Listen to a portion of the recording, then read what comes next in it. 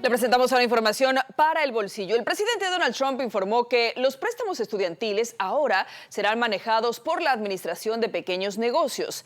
La deuda federal pendiente por educación supera los 1.600 millones de dólares y más de 40 millones de estadounidenses tienen préstamos estudiantiles.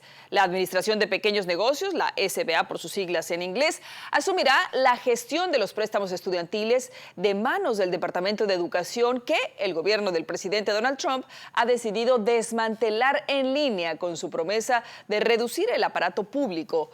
Trump señaló que la SBA se hará cargo del sistema de préstamos a corto plazo y recaudará los pagos de los prestatarios. Ahora le pregunto lo siguiente, ¿sabe usted cuáles son los estados más caros para jubilarse? Bueno, los estadounidenses a menudo se preguntan cuánto deberían haber ahorrado antes de jubilarse. Expertos señalan que depende en gran medida en cuál de los 50 estados se jubilen. Un estudio de 2024 realizado por Northwestern Mutual indicó que los estadounidenses encuestados creían que necesitaban 1.5 millones de dólares para jubilarse con comodidad. Un análisis de la consultora Go Banking Rates mostró que si bien $1,5 millones de dólares en ahorros para la jubilación podrían durar 54 años en West Virginia, probablemente solo les alcanzaría para 17 años en Hawái. En ese sentido, los datos revelan que los estados más caros para jubilarse son, en primer lugar, Hawái, seguido por Massachusetts, California, Nueva York y Alaska, mientras que los estados donde rinden más los ahorros para el retiro son West Virginia, Mississippi, Arkansas, Oklahoma y Alabama. Y ahora escuche esta cifra, más de 1.000 millones de personas en el mundo viven en pobreza extrema. Más de la mitad de ellas son niños y casi el 40% viven en países vulnerables y asolados por conflictos. De acuerdo con un informe publicado por la Organización de las Naciones Unidas, la ONU, el informe, elaborado por el Programa de las Naciones Unidas para el Desarrollo y la iniciativa de la Universidad de Oxford sobre pobreza y desarrollo humano, señala también que más del 83% de los pobres viven en zonas rurales y el mismo porcentaje vive en la África subsahariana y Asia meridional. En el año 2022, 37.9 millones de personas en Estados Unidos vivían en situación de pobreza, lo que representaba una tasa de pobreza del 11.5%. En el 2024, el umbral de pobreza para una familia de 4 personas fue de $30.900, según el censo de Estados Unidos. Para un individuo, el umbral de pobreza en 2023 era de $14.880 anuales. Sabina Alquire, directora de la iniciativa de la Universidad de Oxford sobre pobreza y desarrollo humano, dijo que es claramente más fácil reducir la pobreza en entornos pacíficos que en los entornos donde existen conflictos armados y que son lugares donde habitan 455 millones de personas, es decir, representan el 40% de los 1.100 millones de pobres. Pero para hablar más de este preocupante tema a nivel mundial, hoy nos acompaña Misael Maynes, quien es maestro universitario y economista. Maestro Misael Maynes, buenas noches, bienvenido y gracias por acompañarnos en Punto de Visión. Al contrario, Andrea, qué gusto estar con ustedes nuevamente. Muchas gracias por la invitación. Al contrario, gracias por su tiempo para hablar sobre este tema. Y lo primero que quisiera preguntarle para que todos estemos en la misma línea, ¿qué se entiende exactamente por pobreza extrema y cómo diferenciarla de los otros tipos de pobreza? Sí, claro. Bueno, lo primero que nosotros debemos de entender es, cuando hablamos de pobreza, necesitamos primero distinguirla porque la relación natural que nosotros hacemos tiene que ver con el dinero. Inmediatamente hablamos de pobreza y pensamos en pobreza monetaria. Si habláramos nosotros del límite para que una persona esté en pobreza estrictamente de dinero o monetaria, estaríamos hablando de una persona que percibe $2.15 al día. Eso es una pobreza extrema. Pero, como bien se mencionó ahorita, se están haciendo otro tipo de mediciones de pobreza para abrir la posibilidad a que los gobiernos puedan implementar políticas públicas más enfocadas. Y de ahí es de donde nace este índice de pobreza multidimensional que estuviste comentando, que calcula las Naciones Unidas. Estrictamente, el límite de pobreza caería en los $2.15, o en la cantidad de los $14,000 que también mencionaste. El punto importante aquí es justamente identificar qué personas están en esta pobreza multidimensional y qué dimensiones son las que están teniendo mayor problema para atacarse. Y justamente sobre eso va mi siguiente pregunta, para estar más claros. ¿Qué factores desencadenan la pobreza extrema, sea el país que sea?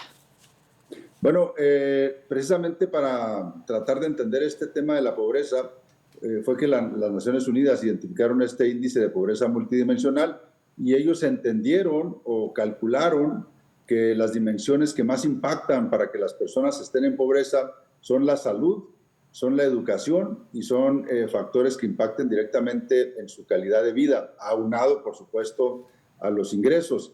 De ahí es de donde se obtuvo, por ejemplo, que en esta última estimación que se calculó, estaban más de 1.000 millones de personas en esta pobreza porque están afectadas en alguna de estas dimensiones o en casos extremos como Pakistán o Yemen, son áreas del mundo en donde están afectados por todas las dimensiones de la pobreza, por salud, por educación, por infraestructura, etcétera. Y esto, como también lo mencionaron ahorita en la introducción, es muy relacionado precisamente con los conflictos armados. Entonces, cuando se juntan todas estas dimensiones, es cuando se agudiza el problema de la pobreza. Exactamente, y es lo que estamos viendo. Ahora, maestro, desde hace varias semanas se habla de una posible recesión en Estados Unidos. ¿Eso podría elevar las cifras de personas viviendo en pobreza extrema o en pobreza en general?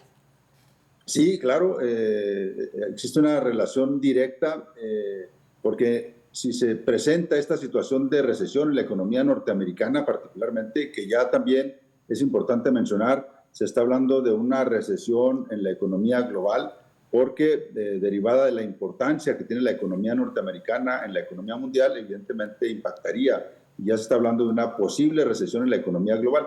Si este fenómeno se llega a presentar, pues es evidente que afecta los ingresos, puede afectar la tasa de desempleo y en el caso particular, por ejemplo, de los Estados Unidos, una ligera disminución de la pobreza monetaria de 2023 a 2024, justamente porque algunos salarios se ajustaron en estados de la Unión Americana.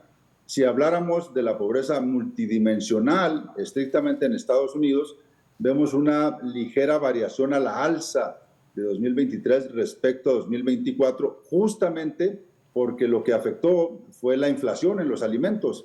Entonces, como la inflación aumenta, la renta de las personas se ve disminuida y además hay otro impacto importante para el caso de la economía norteamericana, que después de 2022 se han ido disminuyendo toda esta ayuda y estos apoyos que hubo por parte del gobierno como ayuda post-pandemia. Y bueno, esta reducción en el ingreso, aunado con la inflación en los alimentos, pues evidentemente marcó este aumento o este ligero aumento en la pobreza multidimensional. Claro, es como estar viviendo pues un efecto boomerang, ¿no? Un efecto rebote desde la pandemia que pues simplemente no nos hemos podido recuperar. Mire, nuestro equipo de noticias aquí en Visión Latina salió a las calles de Los Ángeles para preguntarle a la comunidad hispana qué opinan sobre las cifras de pobreza. ¿Me acompaña a escucharlos? Por supuesto. Vamos a verlo. En Chicago también desafortunadamente estamos viviendo la pobreza y se está viendo demasiado en los parques, afuera de las estaciones de policía, en las escuelas, gente que está perdiendo trabajos por tema de inmigración o simplemente que ya no nos alcanza, las rentas están por los cielos, el sueldo es lo mínimo y pues no alcanza, la verdad. Vengo de visita aquí a Los Ángeles y sí, he notado básicamente también allá, pero más aquí, miro más pobreza, más gente que no tiene hogar donde vivir y más gente viviendo en las calles, más que nada, que me da cuenta que está corriendo mucha droga. Es mucho lo que está subiendo todo, lo que está todo muy caro, ya Los Ángeles ya no son como antes. Antes Los Ángeles era una cosa tan bonita, pero ahora ya con tanta gente que duerme en las calles, con tanta pobreza, con tanta maldad y todo eso, que ya la mera verdad ya no se puede vivir a gusto, tranquilo aquí en Los Ángeles. Pues ahí lo tiene, maestro Maynes, es la opinión de la comunidad hispana, digamos, es solo una muestra. La mayoría relacionan esta situación de pobreza con la situación de indigencia, digámoslo así, que muchas veces obedece a la pobreza, pero muchas otras también a las adicciones. ¿Qué opina usted? Sí, el tema de las adicciones, el tema de la migración, el tema de hogares en donde la madre se encuentra en situación de madre soltera, todas estas son condiciones que agravan las condiciones de pobreza o las probabilidades de que la familia encuentre pobreza o viva en condiciones de pobreza. De hecho, también un dato alarmante de este estudio que publican las Naciones Unidas es que el grupo que más se ve afectado por la pobreza extrema es justamente aquellos hogares en donde son encabezados por madres solteras, y se llega a una tasa incluso de pobreza infantil de hasta el 21%. Entonces, si lo comparamos con la tasa del 13%, que es el global, pues hay una variación muy significativa, y todo esto se ve agudizado por estas condiciones vulnerables y que, bueno, pues generan una trampa muy significativa para que los niños puedan desenvolverse y convertirse en personas productivas. Exactamente, y pues esta situación de pobreza muchas veces no ayuda a ese desarrollo de los más pequeños, que también pues son los más afectados, sobre todo en los lugares de conflictos armados. Ahora, pues quiero preguntarle qué falta por hacer como sociedad y a nivel de las autoridades para terminar o al menos disminuir esas cifras de pobreza extrema. Sabemos que, como mencionábamos, en los países en conflicto armados pues es más difícil, pero ¿hay alguna esperanza? Bueno, se han estado ya implementando algunas estrategias justamente recomendadas por las Naciones Unidas y han tenido cierta efectividad. Por ejemplo, las que se pueden mencionar así rápidas es las acciones que van implementadas con un especial énfasis en ampliar el acceso a la salud, en ampliar o modificar o mejorar la calidad en la educación, todos los programas de capacitación laboral, los programas que están apoyando con financiamiento para emprendimientos, son programas que los gobiernos han tratado de implementar justamente porque las Naciones Unidas han encontrado que son los programas más efectivos, más eficientes para disminuir los índices de pobreza.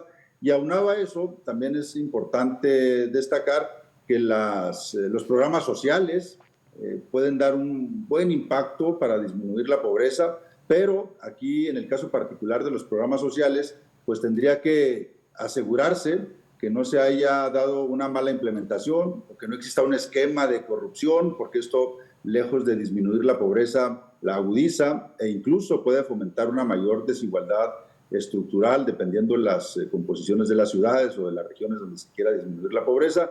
Y aunado a todo esto, hay otro factor importante y que hoy tenemos muy presente, porque incluso la misma ONU ha declarado que para el 2050 puede caer un 13% del Producto Interno Bruto Mundial por las crisis climáticas, por cuestiones del agua, por falta de lluvia, por sequías.